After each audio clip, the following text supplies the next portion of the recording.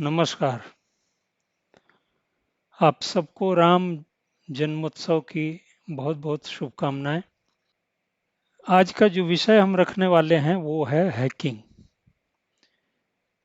अब सामान्य रूप से यदि हैकिंग कहें तो ये एक कंप्यूटर की भाषा है, शब्दावली है। तो इसका ठीक ठीक हिंदी में अर्थ वाले शब्द ऐसा खोजना मुश्किल है, लेकिन यदि सामान्य रूप से समझो तो उसका अर्थ ये है कि यदि हमारा कोई इलेक्ट्रॉनिक गैजेट है, खास करके फ़ोन या कंप्यूटर, तो उसको बाहर से जो मेरी बिना अनुमति के यदि कोई बाहर से चाहे तो उसको उससे सूचनाएं ले सकता है, या फिर उसके अंदर कोई परेशानी पैदा कर सकता है। मेरा फ़ोन रोक दे, उससे कोई सूचना ले ले, या कंप्यूटर में से कोई डेटा हमारा ले ले, इसको सामान्यतः हैकिंग कहते हैं। लेकिन सामान्य अर्थ में यदि देखें तो अब आपको ये लग रहा होगा कि ये कंप्यूटर का विषय है, और बहुत सारे लोग जो विशेषज्ञ हैं साइबर सिक्योरिटी के और जो कंप्यूटर जानने वाले, इसमें मैं क्या कंट्रीब्यूट क्या करने वाला हूँ, यानी जेके राय की कौन सी एक्सपर्टाइज है जो आप तक पहुँचेगी, वो भी उसके लिए एक वीडियो के रूप में। तो थोड़ा सा मैंने जैसा शुरू में ही कहा था कि कोई भी विषय जब हम लेंगे तो आपको एक तो कोशिश करेंगे कि जरा बिल्कुल बेसिक जो फर्स्ट प्रिंसिपल वाला ज्ञान है, और क्योंकि मेरी भी समझ वैसे ही बनती है किसी विषय को लेकर के, मैं कोई हर विषय का विशेषज्ञ नहीं हूँ, तो भी उस रूप में ही समझने की कोशिश मैं खुद भी करता हूँ, और कोशिश करता हूँ कि लोग भी उसको वैसे ही रूप में लें। वैसे हैकिंग का विषय हमारी ये जो दो पुस्तकें हैं उसमें भी है, तो थोड़ा सा फाउंडेशनल बात समझने की है। हैकिंग वैसे आज कंप्यूटर में जरूर उपयोग हो रहा हो, लेकिन एक तरह से आप देखें तो ये न जाने कितने समय से, यानी कि जब से मनुष्यता का इतिहास रहा होगा तब से किसी न किसी रूप में किया जाता है। अच्छा, हैकिंग केवल ये नहीं है कि वो बाहर से ही हो रहा है, बाहर तो माध्यम है। कई बार हम उसको सेल्फ हैकिंग भी कहते हैं। सेल्फ हैकिंग का मतलब खुद से ही हमने अपने डेटा को करप्ट कर लिया, या उसके अंदर कोई परिवर्तन कर लिया, या उस व्यक्ति या उस संस्थान के हिसाब से हमारी सोच हो रही है, या किसी भी संस्था के सोच के हिसाब से यदि हम खुद को अलाइन कर रहे हैं, जबकि हमारी प्रकृति वैसी नहीं है, तो वो एक प्रकार की हैकिंग ही है। तो बेसिक फाउंडेशन यदि आप देखें तो ये हजारों साल से इस प्रकार से चल रहा है। माध्यम आज नया आ गया है। माध्यम नया आने की वजह से ये हो गया है कि इसको हम लोग साइबर सिक्योरिटी या जो साइबर सुरक्षा है, ऑनलाइन सुरक्षा है, उससे जोड़ करके देखते हैं। अब सबको पता है कि जो कंप्यूटर पर या इंटरनेट के ऊपर हमारी सूचनाएं हैं, या जो गजट हम लोग उपयोग करते हैं, अपनी कुछ सूचनाएं हम लोग देते हैं जब कोई भी सर्विस लेते हैं। तो फ़ोन आप खरीदने जाएं, सिम खरीदने जाएं, लैपटॉप खरीदने जाएं, उसके अंदर आप ईमेल यूज करना चाहें, तो निश्चित रूप से आपको अपनी सूचना डालनी होती है। कई बार सही सूचना भी डालेंगे, कुछ झूठी सूचना भी डालेंगे, कहीं कहीं तो सही देना मैंडेटरी है। अब सिम के लिए आप गलत डेटा नहीं दे सकते हैं। हालांकि ये और बात है कि बहुत सारे लोग आपके जो डेटा है उसका दुरुपयोग करते हैं, और आज दुनिया के अंदर पता नहीं कितने ट्रिलियंस ऑफ डॉलर्स की जो ये इकोनॉमी है, इसी साइबर सिक्योरिटी और साइबर फ्रॉड के ऊपर चल रही है। एक टाइम मुझे याद है कि एक हमारे मित्र होते थे, वो स्टेट के आदमी थे, वैसे अभी भी वो किसी सॉफ्टवेयर कंपनी में काम करते हैं। तो मैं शुरू में जब कंप्यूटर हम लोगों ने सीखना शुरू किया था, ये 90s की बात है, मतलब 95 या 97 की मैं जो घटना है वो मैं बता रहा हूँ। तो अक्सर नए नए कंप्यूटर होते थे उस समय, ये 386 486 वाले जो पीसीस होते थे। और कभी आप उस समय ऐसा इंटरनेट भी, गूगल तो खैर आया ही नहीं था, गूगल को हम लोग नहीं जानते थे, लेकिन फिर भी इंटरनेट से जो भी जुड़ी हुई सूचनाएं होती थी, यदि आप उपयोग कर रहे हैं तो कोई चीज़ करप्ट हो जाता था। कोई सॉफ्टवेयर आपने डाला है, वो सॉफ्टवेयर करप्ट हो गया या सिस्टम हैंग कर रहा है, तो अक्सर हम लोग उसके लिए एंटीवायरस का उपयोग करते थे। अब वो एंटीवायरस जितना आप डालेंगे, करप्शन और बढ़ता जाता था धीरे धीरे। तो उन्होंने कहा, मैंने कहा कि भाई साहब ऐसा ये हर बार होता है, और जब मैं कितना आदमी एंटीवायरस खरीदेगा और कैसे इससे बचा हो। तो उन्होंने कहा कि वास्तव में बात यह है कि मैं कभी भी, यानी उन्होंने अपने बारे में कहा कि मैं कभी भी एंटीवायरस नहीं यूज करता हूं, और जितने एंटीवायरस वाली कंपनियां हैं, बेसिकली वायरस का काम भी उन्हीं का होता है। अब ये एक आरोप की बात है, मैं ऐसे कह नहीं रहा हूँ, लेकिन ज़्यादातर केसेस में ऐसे होते हैं कि जो सिक्योरिटी फीचर्स दिए जाते हैं, उसके अंदर उस सिक्योरिटी को ब्रीच करने वाली भी बातें ऑलरेडी इनबिल्ट होती हैं, ऐसा काफ़ी विशेषज्ञ मानते हैं। तो निश्चित रूप से आपको अपडेट करना है, और अपडेट का मतलब है कि हर बार आपको पैसे देने पड़ेंगे, उसकी फीस लगेगी। इसलिए कोई ऐसा सॉफ्टवेयर नहीं होता है, हालांकि वो कहते इस नाम पर हैं क्योंकि नए नए जो हैकिंग टूल्स हैं, सॉफ्टवेयर्स हैं, वो आते रहते हैं, तो उसके लिए उनको अपडेशन की ज़रूरत पड़ती है। तो मैंने कहा है कि जितना ताला आप लगाएंगे, उस ताले की प्रोबेबिलिटी सबसे पहली ये होगी कि भाई आप उस घर के अंदर नहीं है जहां आपने ताला बंद किया है। तो सिक्योरिटी सॉफ्टवेयर्स का भी कुछ कुछ हाल ऐसा ही है, और कुछ उनके द्वारा इनबिल्ट होता है, क्योंकि कुछ समय के बाद आप अपडेट करें, और कुछ ऐसा होता है कि जब सिक्योरिटी फीचर्स बन रहे होते हैं तो हैकर्स को भी उसका अंदाजा होता है। अब हैकिंग को यदि आप समझ रहे हैं मूल रूप से, तो आप ये देखें कि सभ्यता के शुरू में भी जब हम सब एक दूसरे को अपने अलाइनमेंट के हिसाब से सोचने की या समझने की कोशिश करते होंगे, किसी दूसरे के अंदर उस विचार को आप प्रक्षिप्त करें या उस सूचना को आप लेना चाहें। अब गुप्तचर की जो बातें हैं वो आज से तो नहीं चल रही हैं, हजारों साल पहले से जब राजाओं का दौर था तब भी चलता था। तो एक प्रकार से अनजाने में सूचना को लेना, ये एक प्रकार की हैकिंग थी। दूसरा कि जो लोग जिस विचार को लेकर के, अब कोई राज्य की अवधारणा है या कैसे समाज चलाना है, एक प्रकार से विचार है, वो विचार हमारे अंदर डाला जाता है, तो एक प्रकार से वो भी हैकिंग है।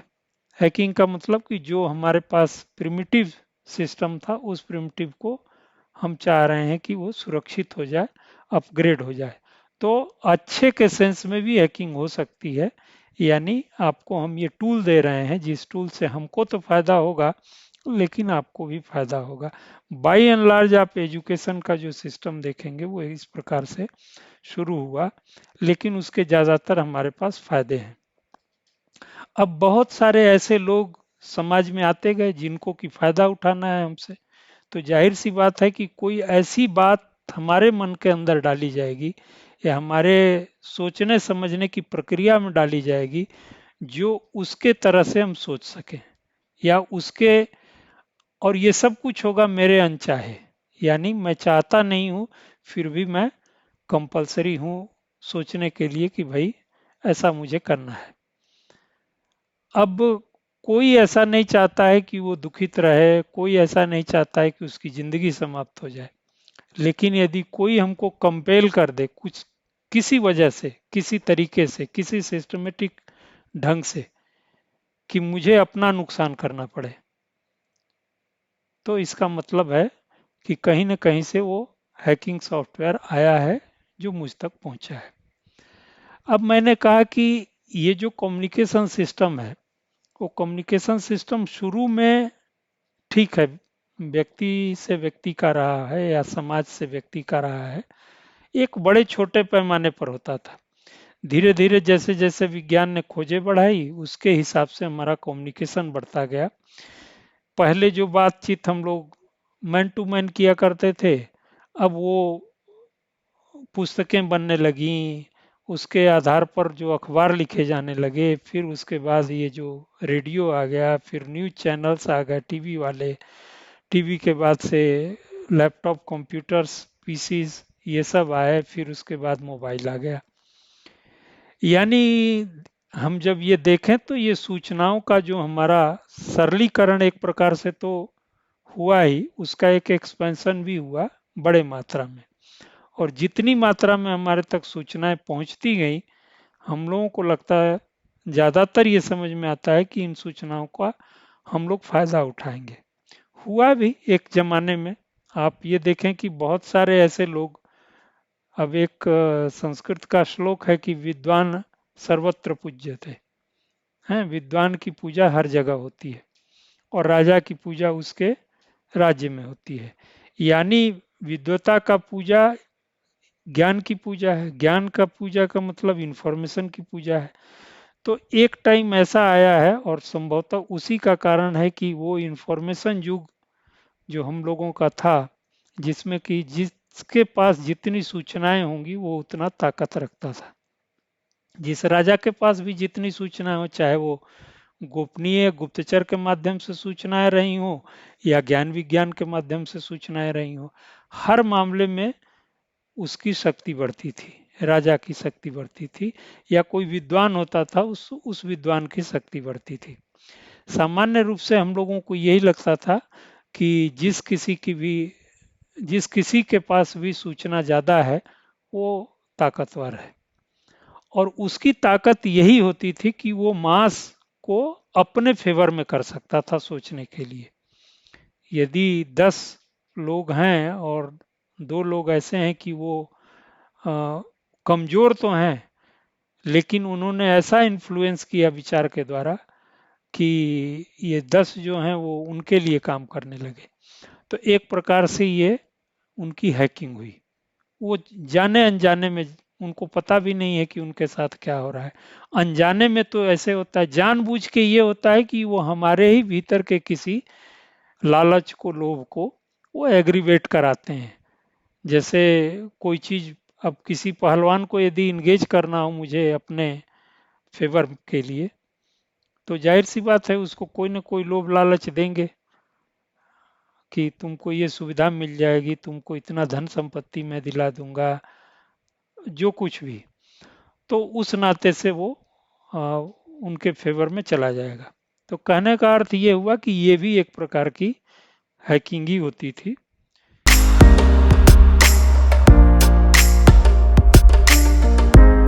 अब क्योंकि सूचनाओं का जो कैनवस था, सूचनाओं का जो लेवल था, वो लेवल इतना बढ़ा कि उसके वजह से ये हैकिंग वाली जो बातें हैं वो थोड़ी सोफिस्टिकेटेड होने लगी। यदि सूचना, फोन की सूचना, किसी ने कभी, अब एक 200 साल पहले जब टेलीफोन भी नहीं होगा या उसके पहले भी किसी ने ये कल्पना नहीं की होगी कि विज्ञान इस रूप में यहाँ तक ला देगा कि हजारों किलोमीटर दूर धरती के किसी एक छोर पर कोई बोलेगा और उसके दूसरे छोर पर कोई उसको सुन लेगा। जब माइक बना था तो ये लगता था कि आपकी थोड़ी सी जो आवाज़ है वो यहाँ से कोई 10 मीटर दूर या 50 मीटर दूर बहुत तेजी से सुनाई दे रहा है। लेकिन ये दौर भी आएगा कि जो आदमी दिखाई नहीं दे रहा है, बहुत दूर है, लेकिन वो सुनाई दे रहा है, उसकी बातें हो रही हैं। तो वो जब दौर आया है, जब वो, तो उसके लिए ये सारी टेक्निक भी डेवलप हो गई कि दूर से ही आपकी सूचनाओं को हम ले और दे सकते हैं। तो दे सकते हैं तो ले भी सकते हैं। ले सकते हैं तो आपके चाहने से भी ले सकते हैं और आपके अनचाहे भी ले सकते हैं। बहुत सारी ऐसी गोपनीय सूचनाएं हैं जो आपने रखी हुई हैं कहीं, तो वो भी हम ले सकते हैं। अब उसके लिए हमारी कमजोरी है, जिससे सूचनाएं ली जाती हैं, यानी जो हैक्ड हुआ, उसके लिए ये एक सिक्योरिटी ब्रीच हुआ, यानी उसके सुरक्षा में सेंधमारी कहिए, तो उसकी सुरक्षा में सेंधमारी हुई। अब ऐसे बहुत सारी चीजें हैं जो, क्योंकि आज इन माध्यमों से, इलेक्ट्रॉनिक माध्यमों से हम लोग करते हैं, तो इस हैकिंग का साइबर सुरक्षा से एक बहुत अच्छा बॉन्ड और कनेक्शन है। अब हैकिंग को आप देखें तो हैकिंग दो प्रकार की भी होती है, एक जिसको एथिकल कहते हैं और दूसरा अनएथिकल कहते हैं। एथिकल हैकिंग के अंदर ये होता है कि चीजें इसलिए सिखाई जाती हैं, जैसे कोई गुप्तचर या कोई इन्वेस्टिगेटर कोई सूचना निकालना चाहता है, वो भले के लिए, समाज के भले के लिए, कोई बहुत सारे ऐसे क्राइम करने वाले लोग, उनको यदि पनिश करना हो तो सूचना हमको चाहिए होगी। तो ऐसी सूचनाएं जो कि राज्य के लिए, व्यक्ति के लिए, समूह के लिए उपयोगी हैं, उसकी भी हैकिंग होती है, लेकिन वो एथिकल कहते हैं, यानी वो हमारे जो नैतिक जो नैतिक हैकिंग है उसको हम लोग कहेंगे। लेकिन अनैतिक के केस में जो अनएथिकल है वो ये है कि हमारे किसी सूचना से दुरुपयोग किया जाए, चाहे तो हमारे अगेंस्ट में दुरुपयोग किया जाए, या जिस सोसाइटी को हम बिलोंग करते हैं, जिस फैमिली को बिलोंग करते हैं, जिस देश को बिलोंग करते हैं, जो राष्ट्र को बिलोंग करते हैं, उसके अगेंस्ट में किया जाए। तो अब क्योंकि दिनों दिन चीजें ऐसी हो गई हैं कि अब सरकार की भी बहुत सारी सूचनाएं ऐसी नहीं होती हैं कि जो केवल कैबिनेट में पड़ी रहें, फाइल में पड़ी रहें, कागजों में पड़ी रहें। वो सूचनाएं अब इंटरनेट के ऊपर आती हैं, क्योंकि अब कम्युनिकेशन बढ़ गया है। बैंक को चाहिए कि वो अपनी सूचनाएं यदि वो उस स्क्रीन के ऊपर नहीं रखेगा तो किसी के लिए उपयोग भी नहीं है उसका। तो इस तरीके से यदि ये देखें कि सूचनाओं का आदान प्रदान करना है तो आपको उस माध्यम के ऊपर उनको रखना पड़ेगा, और रखना पड़ेगा तो उसका रिस्क तो है ही है। बहुत सारे सिक्योरिटी लगाने के बाद भी चीज़ें खराब होती हैं, उसको ब्रेक किया जाता है सिक्योरिटी को, क्योंकि अनएथिकल हैकर्स भी लगे हुए हैं, जिनका सारा दिमाग इस बात के लिए है कि आपकी जो सूचनाएं हैं वो हम लें, आपके जो संसाधन उन सूचनाओं के माध्यम से हम ले सकते हैं वो लें। तो वो पूरी कोशिश करते हैं। अब इसी संदर्भ में एक आजकल वो भी चल रहा है कि सूचनाएं, जैसे आपने शब्द सुना होगा डार्क वेब का। डार्क वेब लोग कहते हैं कि कोई, सामान्य रूप से, हालांकि बहुत सारे उसके साथ मिथ भी जुड़े हुए थे और अभी भी चलते हैं, कुछ सच्चाई भी है, कुछ बहुत सारे मिथ भी हैं। लेकिन जो पूरा वेब, जो इंटरनेट आप कह रहे हैं, उसके अंदर तीन लेयर की सूचनाएं होती हैं। एक तो जो नॉर्मल, जिसको सरफेस वेब हम लोग बोलते हैं, यानी ऊपर की जो सूचनाएं, जितने 90% लोग काम करते हैं जनरल यूज के लिए, गूगल आप कर रहे हैं, वेबसाइट देख रहे हैं, पर्चे लिख रहे हैं, बहुत सारे जो रोजमर्रा के काम है वो सरफेस वेब के ऊपर है, और कहते हैं कि वो 3 से 5% ही ऐसा जो एरिया है इंटरनेट का वो उपयोग किया जाता है। दूसरा उसके नीचे, जिसको हम लोग डीप वेब कहते हैं, डीप वेब का मतलब कि उस एरिया में जाना जहां पर आप डायरेक्टली उसको सर्च तो कर सकते हैं, लेकिन उसके इंटर होने के लिए आपके पास जरूरी है कि आप कुछ पासवर्ड दें, कोई परमिशन आपको चाहिए, बिना परमिशन के आप उसके अंदर एंटर नहीं कर सकते हैं। तो यदि परमिशन चाहिए होगा, कोई भी उसके अंदर एंट्री नहीं कर सकता है। नॉर्मली जैसे हम लोग बैंकिंग का काम करते हैं, या बहुत सारे एरिया है, हमारा अपना ईमेल ही कह लीजिए, जिसमें कोई भी एंट्री नहीं कर सकता है। आप केवल सर्च इंजन के थ्रू वो उसको खोल नहीं सकते हैं। तो ये डीप वेब का हिस्सा हो गया। और एक तीसरा हिस्सा जो है उसको हम लोग डार्क कहते हैं। डार्क का मतलब होता है कि वो ये नॉर्मल जो गूगल सर्च इंजन है, उस सर्च इंजन के थ्रू नहीं जाते हैं, उसके लिए स्पेसिफिक सर्च इंजन है, टॉर कहते हैं उसको। तो उसके थ्रू हम लोग उन वेबसाइट्स के पास जाते हैं, और जिनके पास एक कैस्केड ऑफ सर्वर्स, कहने का मतलब है कि कई जो जगह जहां डेटा रखा जाता है, ऐसे वो डिफरेंट लोकेशंस के ऑटोनोमस डेटा सेंटर्स होते हैं, जिनके माध्यम से वो सूचनाएं एक दूसरे से जाती हैं। उसके अंदर बहुत सारे ऐसे भी, हालांकि लोग कहते हैं कि डार्क वेब का जो कॉन्सेप्ट था शुरू में तो गवर्नमेंट के लेवल पर ही शुरू हुआ था। यूएस गवर्नमेंट का जो नेवल डिपार्टमेंट था संभवतः उसने शुरू करा था। बाद में चल करके उसके बहुत सारे, क्योंकि उसमें इंक्रिप्शन सुरक्षा ऐसी ऐसी चीज़ों के लिए मिलती है जहाँ पर कि कोई आइडेंटिटी, जो व्यूअर है या जो लोग यूज कर रहे हैं उनकी आइडेंटिटी रिवील नहीं होती है।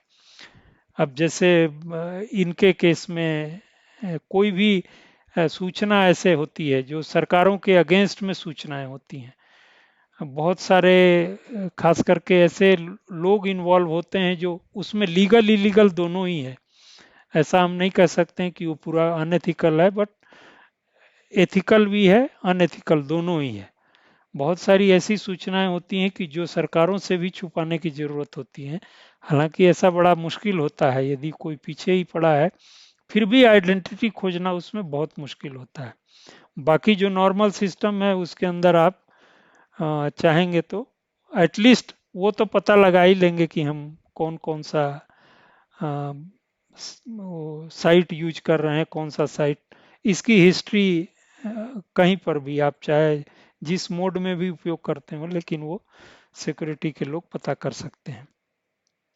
डार्क वेब भी 3 से 4% का लोग कहते हैं कि है उसके अंदर, मतलब जो वॉल्यूम 100% मान ले तो उसमें जो हिस्सा है डार्क का वो 3 से 4%। और ज़्यादातर ये जो गलत काम भी होते हैं इंटरनेशनली बड़े बड़े लेवल पर, जो स्मगलिंग से जुड़ा हुआ काम है, ट्रैफिकिंग से जुड़ा हुआ काम है, फेक करेंसी का काम है, और आजकल ये जो डिजिटल करेंसी एक प्रकार से बिटकॉइन जैसा ये ब्लॉकचेन वाली जो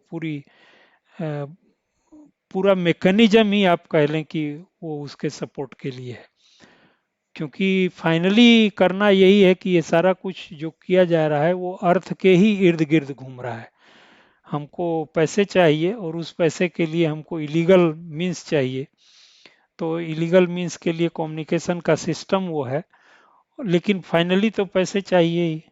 तो चाहे जो काम, जितना गलत काम, किसी की हत्या कर रहे हो, किसी का ट्रैफिकिंग करा रहे हो, वो सब के लिए मुझे फाइनली पैसा चाहिए। और उसको फैसिलिटेट करने के लिए एक हिसाब से ये बिटकॉइन जैसी जो क्रिप्टो करेंसीज हैं वो हमारे पास उपलब्ध हो गई, तो ज़्यादातर कारोबार वहाँ पर क्रिप्टो के रूप में किया जाता है। चलिए, ये तो एक वेब की बात हुई, जो डार्क वेब की बात मैं कह रहा था। और हैकिंग की बात, हैकिंग का अर्थ है अब वहाँ पर बड़े बड़े हैकर्स भी होते हैं, बहुत सारे ऐसे डेटा भी होते हैं जिनको कि जब आप सुनते हैं कि इतना डेटा लीक हुआ है, इतना बहुत सारी जानकारियाँ, खुफिया जानकारियाँ जो सरकारों की होती है। अभी युद्ध चल रहा है ईरान और यूएस इजराइल के बीच में, उस युद्ध की बहुत सारी ऐसी सूचनाएं होती, क्योंकि सूचनाएं ऐसे जो इंडिपेंडेंट एजेंसीज होती हैं अपने कोड के हिसाब से, अपने इंक्रिप्शन के हिसाब से अब एक दूसरे जगह पहुंचाना, हर जगह हमारा पहुंचना जरूरी नहीं है, मतलब संभव नहीं है, तो हमको उस कोई न कोई माध्यम चाहिए, उस माध्यम से वहां तक पहुंचाया जाता है। तो उसके हैकर्स भी हैं, या वहाँ सूचनाओं का आदान प्रदान भी होता है। तो बहुत सारी जो चीज़ें आप देख रहे हैं आज टेलीविज़न के ऊपर भी, जर्नलिज्म के लोग भी कहते हैं कि ये सूचना यहाँ से मिली है। कुछ सूत्रों द्वारा जो खबर दी जाती है, अक्सर वहाँ खबरें बेची खरीदी जाती हैं। और कुछ तो ऐसा होता है जो सामान्य रूप से चीज़ें, जैसे प्रेस कॉन्फ्रेंसेस के माध्यम से सरकारें बोलती हैं, तो ज़्यादातर आप मान के चलिए कि जो टीवी मीडिया के अंदर 70-80% जो बातें होती हैं, पॉलिटिकल बातें या गवर्नमेंट केवल प्रोजेक्ट अनाउंसमेंट की बातें ना हो, यानी जो पॉलिटिकल रिलेटेड बातें होती हैं वो ज़्यादातर कोई भी सरकार या कोई भी व्यक्ति, कोई एजेंसी उसको सच सच बताना नहीं चाहती है, क्योंकि वो सारा कारोबार ही झूठ के ऊपर है, ब्लफ के ऊपर है। अब मुझे आज यहाँ अटैक करना है तो सवाल नहीं पैदा होता है कि मैं बता दूं कि आपको प्रिसाइजली यहीं पे अटैक करने वाला हूँ। ये हजारों साल पहले भारत में कभी होता था कि आमने सामने का युद्ध हो रहा है, और उस युद्ध में ये रहता था कि भाई सब लोग अपनी ताकत के बल पर, क्योंकि वहाँ युद्ध का अर्थ आज जैसा नहीं था कि वो सिस्टम को ग्रैब करना है, हमको आपके संसाधन चाहिए। वहाँ जो जिनको हम लोग धर्म युद्ध कहते थे, वो नियमों को लेके होता था, सामाजिक नियमों को भंग करने वाला कोई ऐसा व्यक्ति हो तो उसके अगेंस्ट में एक युद्ध होता था और बड़े नियम के हिसाब से होता था। तो आपने रामायण महाभारत के युद्ध का उसकी कहानियां आपने सुनी होंगी। उस जमाने में ये इस प्रकार के युद्ध नहीं होते थे कि एक किसी को छल कपट द्वारा आप उसके ऊपर अटैक कर दें। इसलिए जो क्षत्रिय का धर्म होता है वो क्षत्रिय का धर्म ये बताया जाता था कि किस तरीके से नियम का पालन करते हुए युद्ध करना है। क्योंकि मनुष्य इसलिए नहीं बना है कि काम करना भी है, उस प्रकार का ये हो गया जैसे एथिकल हैकिंग है ऐसे ही धर्म युद्ध है। तो युद्ध हमेशा इसलिए नहीं है कि कोई व्यक्ति हमारा संपत्ति हरण करना चाह रहा है इस नाते से अटैक कर रहा है। बाकी की बहुत सारी हुई हैं, बाद की बहुत सारी लड़ाइयाँ जो एक राजा दूसरे के ऊपर करता था, किसी का राज्य लेना है, किसी की धन संपत्ति लेनी है। भारत के ऊपर बहुत सारे ऐसे हमले होते रहे हैं जिन हमलों में हम लोगों को पता है कि वो तो उसमें कोई एथिकल प्रैक्टिस नहीं होती थी क्योंकि वो कोई धर्म युद्ध नहीं होता था, तो कोई एथिकल प्रैक्टिस नहीं थी। धोखे से भी आपको मारना है, आपकी सूचनाएं ऐसी रखनी है और उन सूचनाओं का दुरुपयोग करना है।